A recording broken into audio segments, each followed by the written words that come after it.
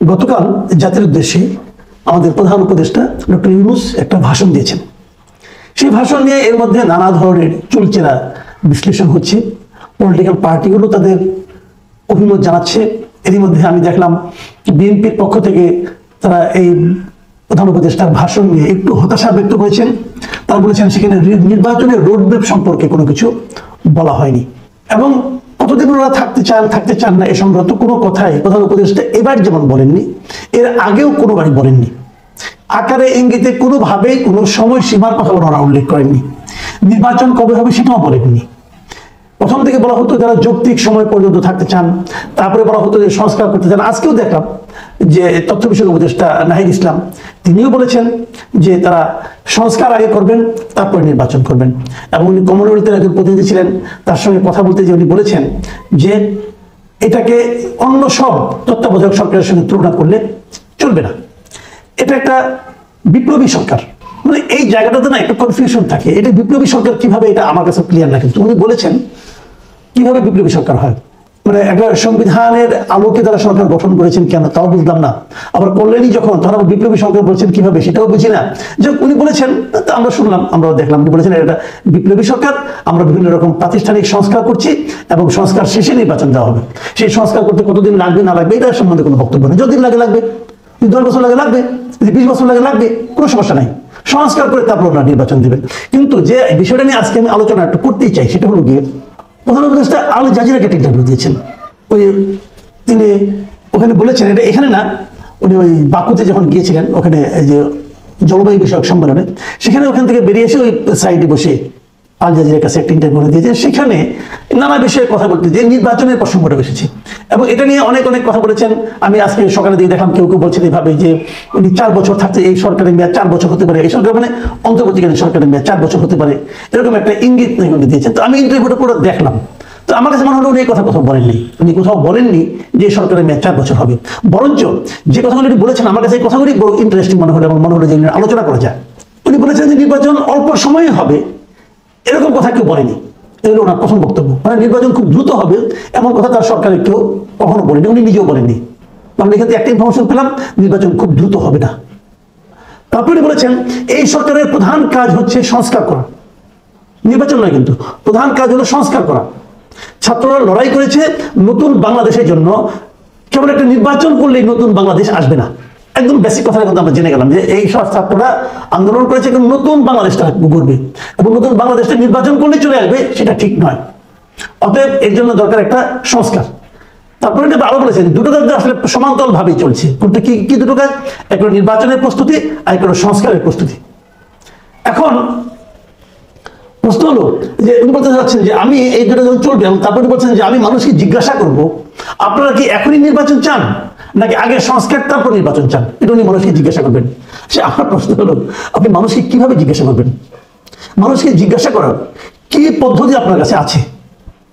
এই বিষয়টা আমাকে একটু ক্লিয়ার করেন, আমরা বুঝতে চাই যে আপনি কোন প্রক্রিয়ায় বুঝবেন যে মানুষ কি চায়। আপনার সচিবরা যদি বলে মানুষ চায় নির্বাচন আর 20 বছর পরে হোক, আপনি বিশ্বাস করবেন? আপনার অন্যান্য উপদেষ্টারা যদি ওনাদেরকে জিজ্ঞাসা করেন, ওনারা বলবেন মানুষ তো নির্বাচন চাই না, মানুষ চাই যে আমরাই অনন্তকাল থাকি, আপনি বিশ্বাস করবেন? মানুষ আসলে কি চায়? আপনি বললেন যে মানুষ চায় নির্বাচন 5 বছর পরে হবে, আমি কি করে বুঝবো যে আসলে মানুষ চায়? আমরা কিন্তু আগেও শুনেছি অনেক কথা, আমরা কিন্তু আগেও শুনেছি যে এই বিভিন্ন সরকার এক একটা অপকর্ম করতেন, বলতেন মানুষ এটা চায়, আমি মানুষের ম্যান্ডেট নিয়ে এসেছি। এখন কে গুনবে যে কয়টা মানুষ চায় কয়টা মানুষ চায় না? কোনো পদ্ধতি আছে? পদ্ধতি নেই। তাহলে আপনি কি করে বলবেন যে মানুষ যদি চায় নির্বাচন সংস্কার দরকার নেই, খালি নির্বাচন হোক, তাহলে আমরা তাই করবো? আরেকটা জায়গায় বলেছেন যে আমরা নিজেরা কিছু তাদের উপর চাপিয়ে দিচ্ছি না, তারা যদি বলে আমরা আগে নির্বাচন চাই তাহলে তাই দিব। ওই একই কথা, কিন্তু একই কথা যে মানুষ যে আগে নির্বাচন চায় না আগে সংস্কার চায়, সংস্কার বলতে কি বোঝায়, কোনটাকে সংস্কার বলা যায়, কতটুকু হলে সংস্কার সম্পূর্ণ হবে, কতটুকু হলে সংস্কারের প্রক্রিয়া শুরু হবে, এই যে বিষয়গুলো, এগুলো তো একটা বিমূর্ত বিষয়। আমরা কি করে বুঝবো যে সংস্কার সম্পন্ন হয়েছে? সংস্কার তো একটা অন্তহীন প্রক্রিয়া, কতটুকু হলে পর সংস্কার হবে আর কতটুকু হওয়া পর্যন্ত আপনারা অপেক্ষা করবেন, এই ব্যাখ্যাগুলি কিন্তু ক্লিয়ার না। তিনি আরেকটা জায়গায় এই সরকারের মেয়াদ সম্পর্কে কথা বলেছেন যে জায়গাটা নিয়ে এত বিভ্রান্তি হয়েছে, অনেকে সোশ্যাল মিডিয়ায় বলা শুরু করেছেন যে উনি 4 বছর থাকতে চান, বা এটা উনি চান নাই, এটা হয়তো যেটা উনি বলেন নাই সেটা বলার দরকার নাই। উনি আসলে কি বলেছেন সেটা একটু শুনুন। আমি নিজে এটা শুনেছি এবং শুনে আমি যতটুকু বুঝেছি সেটাকে আপনাদের সঙ্গে শেয়ার করি।